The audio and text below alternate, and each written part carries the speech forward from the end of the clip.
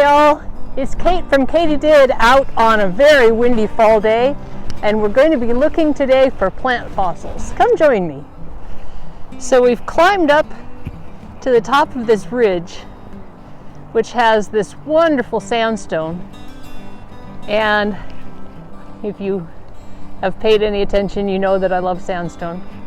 And so what happens with this is sometimes the plants get stuck between the layers of mud, and so we're going to see if we can find any leaf fossils or anything like that in the sandstone.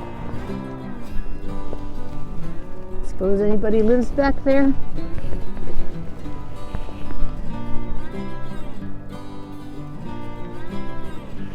Looks like a pretty good place to live.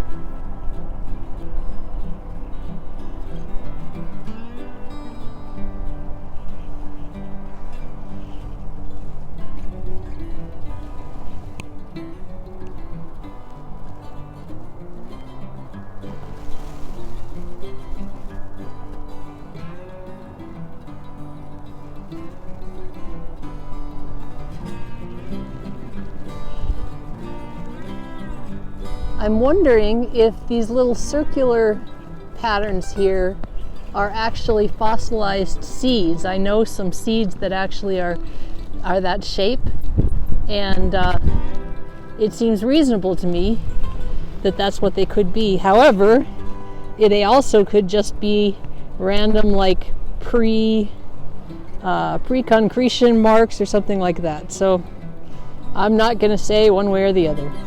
Well, this isn't a fossil, but it's pretty cool, I think. You can see those little dots there. This was where water dripped on the sand or mud, and you know what happens when there's big raindrops spattering on it. And then it fossilized, and there they are. Speaking of concretions, take a look at this pretty little thing.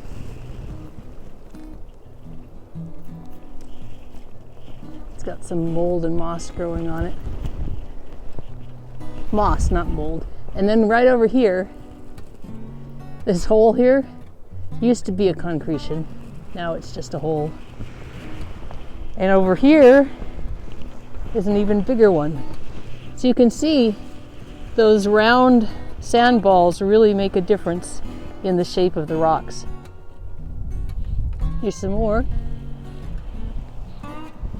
This one has a really interesting shape here. If I were an imaginative sort, I would say that's like a dinosaur footprint. But I know for a fact it's not, because, well, this is the wrong layer for dinosaurs. I'm sure it is a bunch of concretions that all got stuck together and then peeled out of the rock.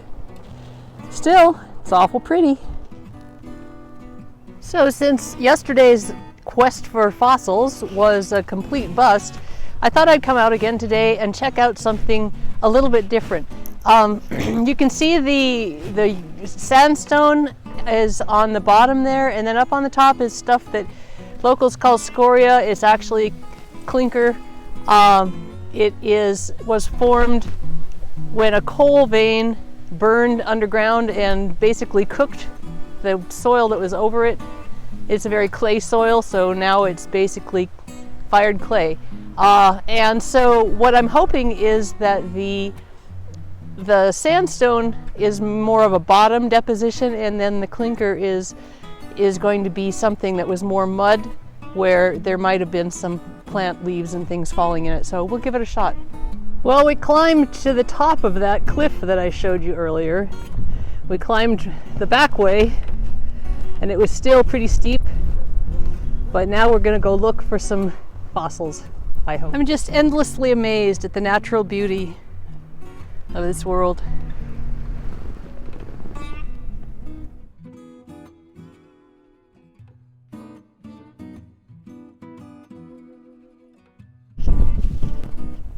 You know, even if we don't find any fossils, seeing stuff like this makes it worth it.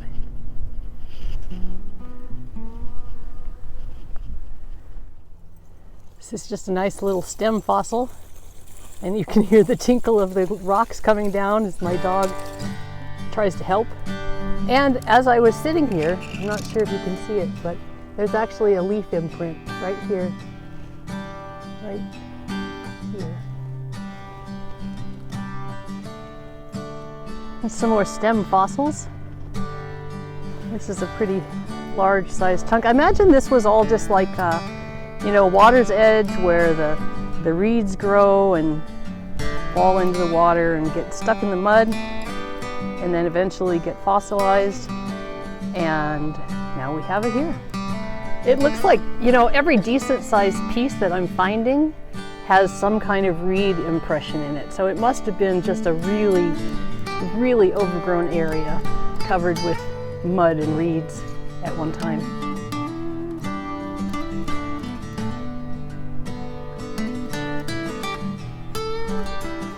I find this interesting. This is one layer that's sort of almost sandstone, and then it breaks into this very, very layered, fragmented red.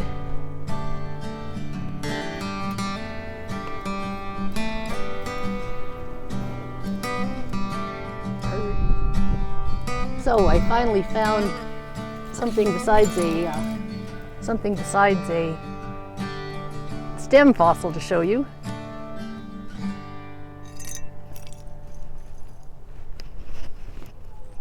You can see there's a leaf in there.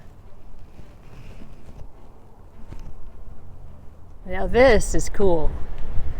I'm even going to take this one home. This is a harder stone than some of that red stuff we've been looking at, and those reed fossils are just perfectly preserved. So cool. Just to give you a little perspective, this is where we were. Well, that's it for this time.